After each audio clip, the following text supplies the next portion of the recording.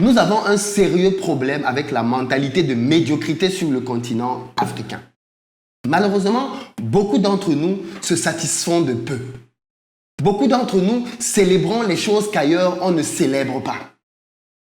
Prenons le cas de l'équipe du Cameroun de football, qui vient de battre le Brésil et qui par la même occasion est éliminée. Et qu'est-ce que je constate? Tout le monde est content. Les gens sont dans la joie et les gens célèbrent. Mais vous célébrez quoi? L'élimination? Vous célébrez quoi?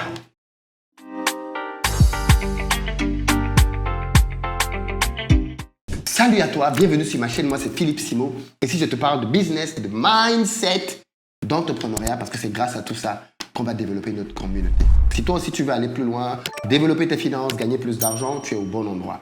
Tu t'abonnes, tu actives la cloche de notification et tu seras ainsi certain de ne manquer aucune de nos pépites vidéo comme celle-ci. Pour ceux d'entre vous qui sont en Côte d'Ivoire ou qui arrivent prochainement à Abidjan, vous le savez déjà, on est une société de location de voitures qui met à votre disposition des véhicules, peu importe votre budget, pour vous permettre d'avoir en Côte d'Ivoire un séjour sécurisé. Vous avez un numéro de téléphone qui s'affiche, n'hésitez donc pas à nous contacter. La victoire et la défaite commencent dans la tête. La victoire et la défaite commencent dans la tête.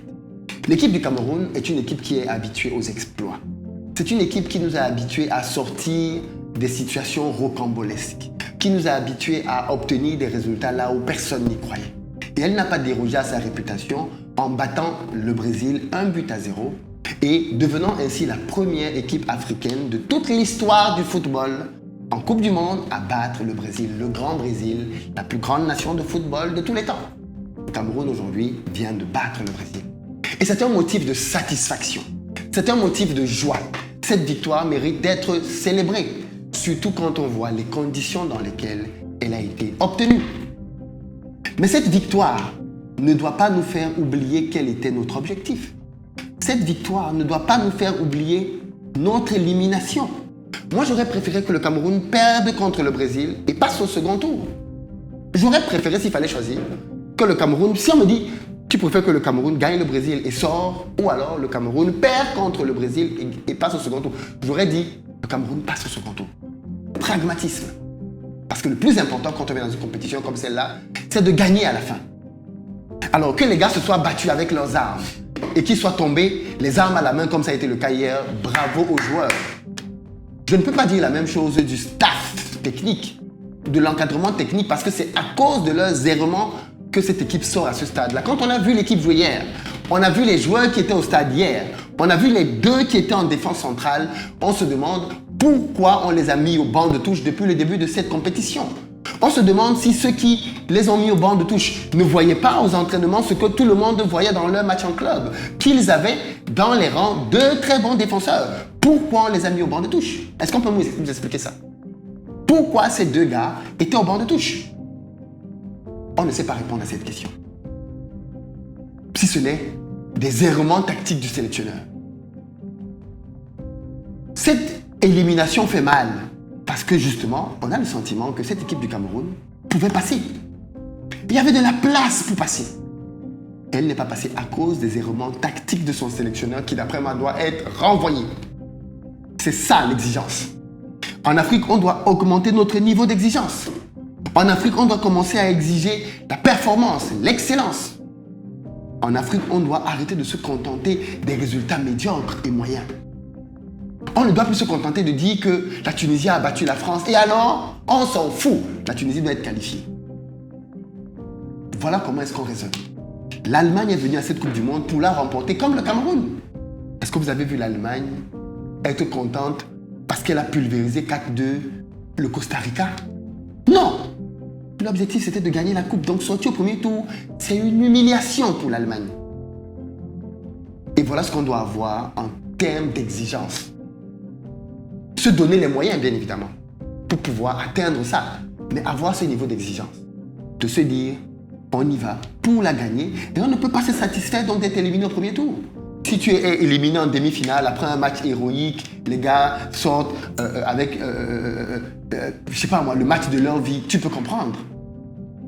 Mais être éliminé en phase de poule, dans cette poule-là, avec les matchs qu'on a vus, suite aux errements tactiques du sélectionneur, non, il faut que des têtes tombent. Et c'est ça le problème de beaucoup d'entre nous. nous n'avons pas intégré la mentalité de l'excellence. Nous sommes trop dans la mentalité de la médiocrité. Ne prenez pas mal ce que je dis ici. C'est pas insultant. C'est factuel. On doit avoir la mentalité de l'excellence. La mentalité de l'excellence qui consiste à se donner les moyens pour aller au maximum de son potentiel et ne pas se trouver d'excuses dans la défaite. Analyser la défaite pour comprendre ce qui n'a pas marché, faire les changements qui s'imposent et avancer. Aujourd'hui, l'équipe du Cameroun tombe après une victoire symbolique de prestige contre le Brésil, mais il ne faut pas qu'on se mente. Il y a beaucoup de travail à faire dans cette équipe. Il y a beaucoup de travail à faire dans le football en Afrique. Il faut que les pays africains arrêtent de courir après des binationaux à gauche, à droite pour venir combler les lacunes d'un travail de fond qui doit être fait. Les pays africains doivent se donner les moyens de bâtir des équipes compétitives. Je vous rappelle que les meilleures générations de football africain, celles qui sont allées le plus loin, étaient des générations dorées qui avaient en leur sein des joueurs qui avaient l'ADN africain. Prenez le Sénégal, vous allez voir que la génération dorée du Sénégal a été formée au Sénégal. Les Sadio Mané et tous les autres, beaucoup d'entre eux ont été formés au Sénégal, dans une académie. Vous prenez la Côte d'Ivoire des Yaya Touré, la Côte d'Ivoire des Okora, ils ont été formés en Côte d'Ivoire, dans une académie, dans des académies de football sur place. Vous prenez la meilleure génération de football camerounaise, les meilleures générations de football camerounaises. Les Rigobert Song, les Samuel Eto'o, ils ont été formés au Cameroun, dans les académies de football camerounaises, les brasseries du Cameroun et la Cadiz Sport Academy. Il se trouve qu'aujourd'hui, toutes ces écoles-là qui formaient les futurs champions africains sont en lambeaux. Et c'est pour ça que le football africain est en déliquescence. Parce que les centres qui devaient travailler pour continuer de produire des pépites ont été détruits, abandonnés, tout ce que vous voulez. On n'y a pas investi comme il fallait. Et donc, du coup, aujourd'hui, qu'est-ce qu'on commence à faire? On cherche des raccourcis. On cherche des solutions de façade.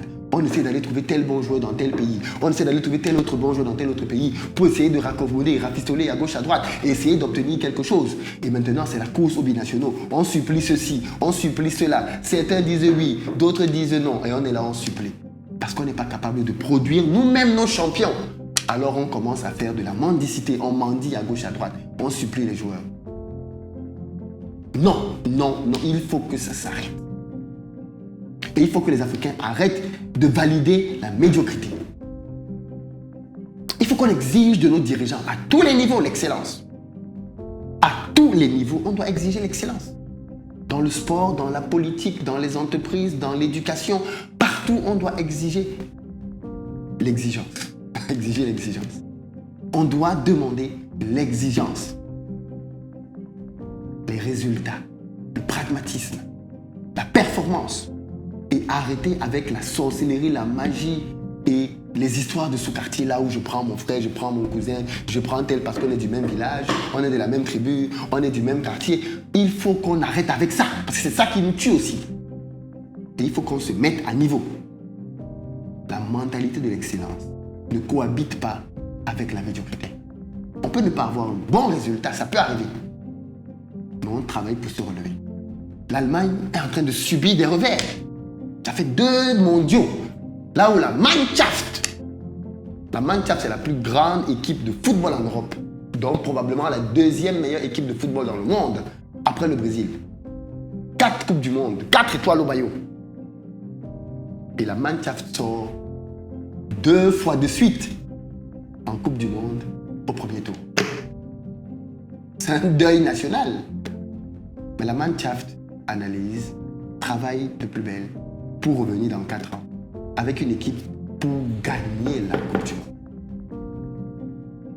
Et c'est ce niveau-là qu'on doit avoir d'exigence vis-à-vis de nos dirigeants, vis-à-vis de notre football, vis-à-vis de tous les acteurs qui travaillent et gravitent autour de nos fédérations. Si Samuel Eto'o a dit que l'équipe doit remporter la Coupe, et qu'on sort au premier tour, il ne faut pas qu'il change de parole et commence à dire que la Coupe du Monde a été réussie. Non, c'est un fiasco. Non, monsieur. On ne peut pas avoir pour objectif de gagner. On sort au premier tour et on vient dire que c'est une bonne chose. Ce n'est pas une bonne chose. Il faut être cohérent. Ou alors les objectifs ont changé entre-temps. Non. On doit avoir de l'exigence vis-à-vis de nos dirigeants. Aussi simple que ça. On te donne les moyens de travailler, travaille et fais du bon travail. Si tu ne fais pas du bon travail, libère le poste et permets à quelqu'un d'autre de travailler. C'est comme ça qu'on travaille dans un univers compétitif, dans un univers dans lequel les gens n'ont pas de titres fonciers dans leur place. Parce que chacun sait que si je ne suis pas bon, je suis éjectable. Je suis éjectable. Donc les amis, soyons exigeants envers nos joueurs, soyons exigeants envers notre staff, mais surtout, soyons exigeants envers nous-mêmes. Soyons exigeants envers nous-mêmes. Dans tout ce que nous allons entreprendre dans nos vies, soyons d'abord exigeants envers nous-mêmes. Dites-moi ce que vous en pensez dans les commentaires. Je vous dis à très bientôt.